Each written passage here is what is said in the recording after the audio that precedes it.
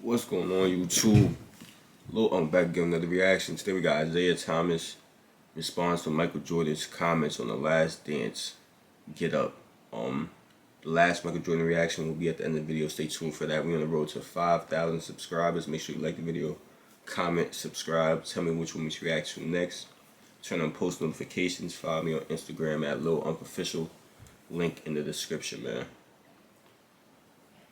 Without further introduction, let's get into it. Well, I think the crowd is cheering here for the Bulls right now, and the Pistons as they lead the court. I don't think they're cheering for the Bulls. I think the greeting is for the Pistons as they are headed off. Okay, he was on the Bad Boy Pistons. Come on, I know a little. If you say I've been watching a lot of Michael Jordan videos, man. Check the playlist. There's a whole bunch of videos over there. Yeah. I know the Bad Boy Pistons was beating Michael Jordan up, man. It was real rough. It was real aggressive, real physical. Pistons wasting no time in getting out of here. They left the bench, although there's 7 and 9, 10 seconds remaining. The Pistons. Oh yeah, I know another thing too. I'm gonna play. You saw it last night on Last Dance. The best thing I'm about rivalries is that 29 years later, they're still not over. Those were the Pistons refusing to shake the Bulls' hands as they walked off the floor. Last night, Bill Laimbeer with Rachel Nichols. His thoughts all these years later. Whined and cried for a year and a half about how bad we were for the game. But more importantly, they said we're bad people. We weren't bad people. We were just basketball players winning. And that kind of stuck with me because they didn't know who we were or what we were about as individuals in our family life. So all that whining they did, why shake their hand? They were just whiners. They won the series. Give them credit. We got old. They got past us, but okay, move on. Do you regret now not shaking their hand? Do you stand by that? No. Why would I regret now today? I don't care what the media says about me. I never did. If I did, I'd be a basket case, especially back then. So you know, I mean, it's not that big of a deal, son. Me personally, I wouldn't really care that much. It's not that big of a deal. Niggas was in their feelings. They in their feelings. I don't care. Y'all still lost. You know, it is what it is, man. It just you gotta understand. Some people take it personal. It's competitive sports, man. You gotta understand. You gotta see both sides. You can't winning basketball games and winning championships and did whatever I had to do. You get emotional. I feel like if you get emotional over them not shaking your hands, it's just as bad as me personally. I feel like you get emotional over them not shaking your hands just as bad as them being emotional to not shake your hand, bro. For real, that's me personally. But get the most out of my ability and our team, and we did.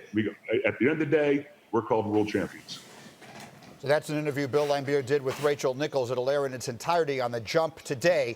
Meanwhile, Isiah Thomas is going to join us in a second. We're getting that hooked up technically. Jalen Rose is obviously ready for a man that you grew up idolizing, and I know that well. It was a fascinating night last night, and I'm told Isiah is ready to go. So the thing, we were always happy to have Isiah Thomas on the program, but what we specifically wanted was to give you the chance to respond to what Michael said. So for those of you who saw it last night, you saw it. Michael Jordan on that moment last night on Last Dance said whatever Isiah says now, you know it wasn't his true actions then. You know there's time enough to think about it or the reaction of the public that's changed his perspective. You can show me anything you want. There's no way you can convince me he wasn't a blank. And I'm not allowed to say the word on TV. Again, the best thing about rivalries is that 30 years later, they're still not over. Here's the Hall of Famer Isiah Thomas. We wanted to give you a chance to respond. Isiah, what did you think? Well, first of all, let me just say this. I speak for kind of three things here. I speak for the city of Detroit. I speak for the Detroit Pistons. And then I also speak for myself. So watching the documentary, I think it's interesting. It's fun. It's entertaining right now, and I think the sports world needs it.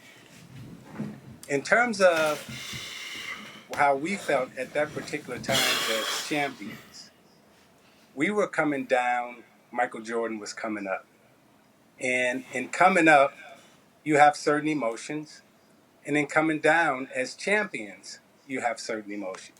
And I've said this many a times. Looking back over the years, had we had the opportunity to do it all over again, I think all of us would make a different decision. Now, me, myself, personally, I've paid a heavy price for that decision.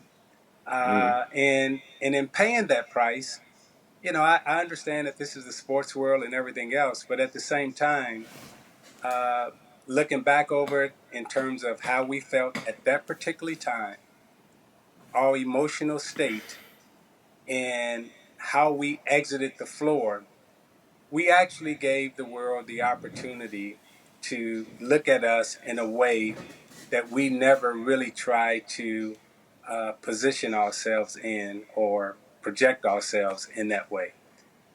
So it's unfortunate that it happened, but you know that's just how it was during that period of time.